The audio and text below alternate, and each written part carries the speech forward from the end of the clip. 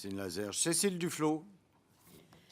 Oui, je vais essayer d'être assez bref parce qu'en fait, il y a beaucoup de choses qui ont été dites que je partage. Et sur la gravité du constat, en fait, c'est simplement d'être un peu lucide, mais d'être un peu lucide parce que, au moins si on prend un élément qui est celui de la participation aux élections, quand même l'élection présidentielle, qui est l'élection la plus identifiée, on constate lors de la dernière élection que plus d'un quart des moins de 25 ans n'ont pas participé à cette élection. On se voit bien qu'il y a quand même un défaut d'adhésion, au moins au système. C'est pour ça que j'ai beaucoup aimé la phrase de Michael Flossel sur « si vous ne voulez plus jouer, changeons les règles du jeu ». C'est-à-dire que cette question d'ailleurs qui doit nous occuper de savoir dans quelle mesure les règles du jeu permettent d'avoir envie de jouer, ce qui n'est d'ailleurs un mot intéressant quand on parle de République, me semble absolument décisif. Au-delà de la réflexion sur la crise de la République, je voudrais prononcer un mot qui n'a pas été dit et qui pourtant est culturellement très très lié à l'existence même de la République, qui est celui du jacobinisme. C'est-à-dire que le principe de fonctionnement de la République tel qu'il a été constitué, tel qu'il s'est fortifié avec différents événements, a été celui de l'existence d'un État fort et d'une vision d'ailleurs extrêmement radiante au sens du rayonnement ou de la gloire qui a été évoquée tout à l'heure de la République sur son propre territoire et sur ses outre-mer, puisque les choses ont heureusement évolué, mais on était dans le même état d'esprit. Et donc je pense qu'il y a vraiment la nécessité de réinventer un rapport au territoire, un rapport à la population, un rapport à l'exercice démocratique, parce que si même notre Constitution dit qu'aujourd'hui la France est décentralisée, de fait, la présence de l'État est toujours aussi prégnante, les imbrications de responsabilités entre les différents niveaux de collectivités locales sont très forts, et surtout, ce qui est peu dit et qui pour moi est pourtant assez décisif, c'est que nous arrivons à translater plutôt que décentraliser un modèle très jacobin sur des territoires inférieurs. Je m'explique, on transforme les régions en micro-république, dans lequel d'ailleurs le président de région s'estime et les dispositions actuelles lui donnent beaucoup de pouvoir, à la fois législateur et exécutif, et une absence de dialogue, voire de collaboration entre les régions qui est assez spectaculaire. C'est-à-dire qu'on n'est pas dans une république décentralisée, mais dans une république morcelée. Et je crains que la manière dont nous avons abordé la réforme territoriale renchérisse la situation telle que nous la connaissons. Et donc, je voudrais là aussi dire que les interrogations qui se font jour sur le mode d'exercice du pouvoir sont très liées à cette vision jacobine, voire micro-jacobine. Et c'est pour ça que tout ce qui a été dit sur les modèles et les possibilités, alors les mots sont effectivement très intéressants sur la dimension, vous l'avez dit Monsieur Tussaud, inclusive, responsive, sont très réels. Et je vais prendre un exemple qui pour moi, enfin deux exemples inversés sur l'exercice effectivement de cette nouvelle manière de coélaborer des décisions dans un monde où, qu'on le veuille ou pas, les nouvelles méthodes d'information, les nouvelles méthodes d'exercice des responsabilités ont un impact sur l'exercice du pouvoir, alors de fait, mais ne sont pas prises en considération dans les manières de l'exercer. Qu'est-ce qui s'est passé après l'élection de Nicolas Sarkozy en 2007 ? Il y a eu la création d'un ministère du Grand Paris, d'un rapport, et puis d'une loi votée en 2010, si je ne me trompe pas, mais je parle sous le contrôle du président, qui décidait de mettre en place un réseau de grands métros sur la région Île-de-France. Qu'est-ce qui s'est passé ? Une ZAD. Sauf que les zadistes étaient des élus. Donc ils étaient mieux habillés que certains et ils faisaient moins de camping, mais avec la même rébellion.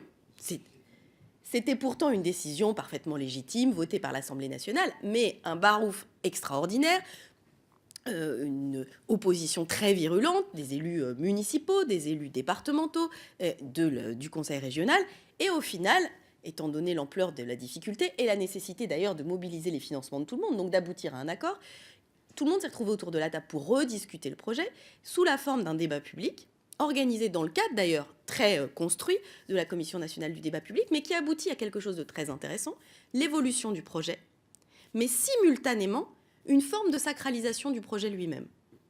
C'est-à-dire que le fait que ce projet devienne de plus en plus partagé lui a donné de la légitimité et du poids.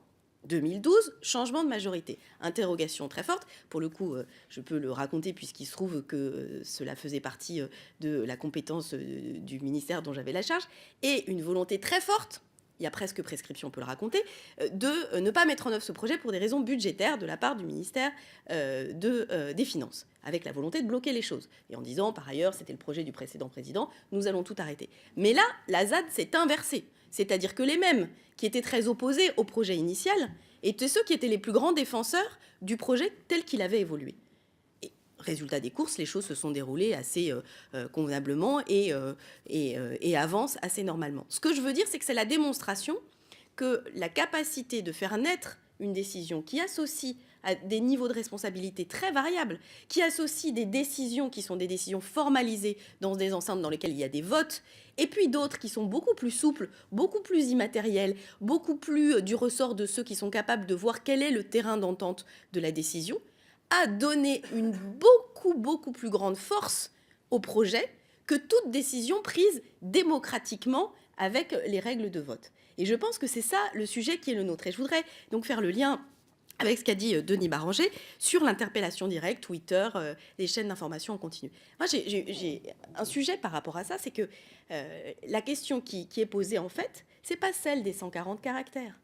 C'est le raccourcissement extrême entre l'exercice de la responsabilité et celui qui en subit les conséquences ou qui le vit, c'est-à-dire entre le décideur et celui qui vit les décisions.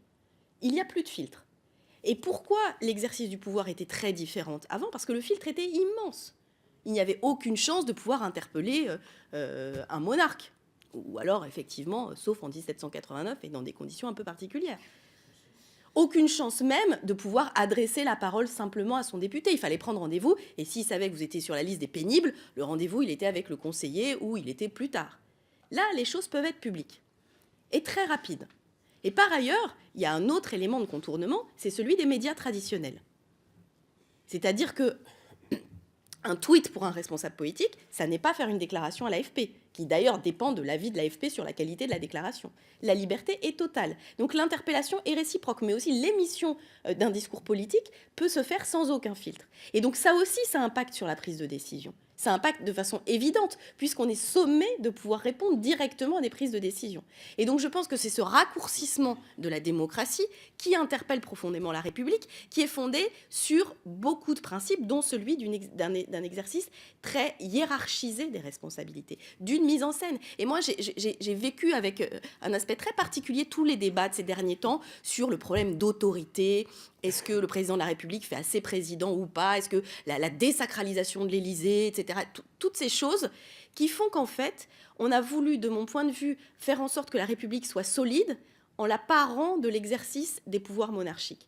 Et de façon assez juste, je crois peut-être l'avoir déjà dit, je ne voudrais pas me répéter, une des fragilités de notre système est une forme de transformation du président de la République en empereur à durée déterminée. C'est tolérable démocratiquement parce que c'est à durée déterminée, mais dans l'exercice de la responsabilité, c'est extrêmement fort. Et d'ailleurs, il y a une attente, y compris dans l'exercice du pouvoir, de cette mise en scène de l'autorité. Alors même que, et ça vous avez été plusieurs à le dire, la capacité de peser du politique sur certaines décisions qui dépassent très nettement le périmètre d'intervention du responsable politique fragilise l'exercice même du pouvoir. Et donc je pense que le seul moyen d'y répondre, et c'est pour ça qu'à mon avis, effectivement, la République est en crise, c'est de réinventer la République qui est, son nom l'indique même, le pouvoir donné au peuple, dans une autre manière d'exercer ce pouvoir. Et dans une manière beaucoup plus, alors le mot est très bien, beaucoup plus inclusive, qui invente aussi des méthodes qui sont des méthodes de prise de décision, qui sont des méthodes qui ne sont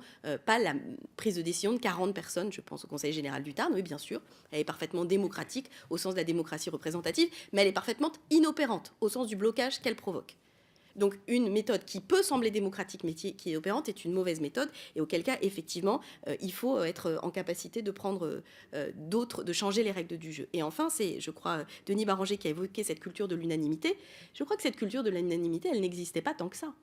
Simplement la contestation était par nature beaucoup moins expressive. Elle avait beaucoup moins d'espace pour s'exprimer. Elle avait beaucoup moins de capacité d'analyse de contre-pouvoir et donc de fait c'était moins une unanimité réelle qu'une unanimité visible. Et que simplement, on est dans un moment où l'unanimité visible est très difficile à faire exister. Je ne ferai pas de parallèle avec les couacs ministériels.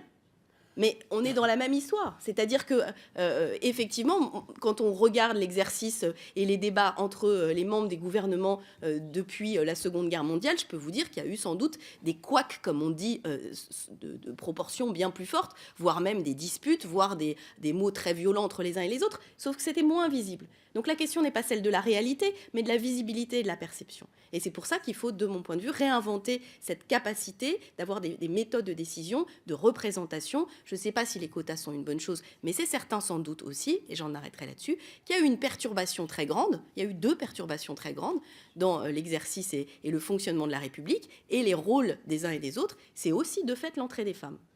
Et même si la parité n'est pas encore avérée, je pense que ce changement, cette perturbation, donc changement des règles et des habitudes et des représentations évidentes, participe de la nécessité de réinventer des méthodes de prise de décision qui solidifieront la prise de décision, qui ne la fragiliseront pas, qui la solidifieront.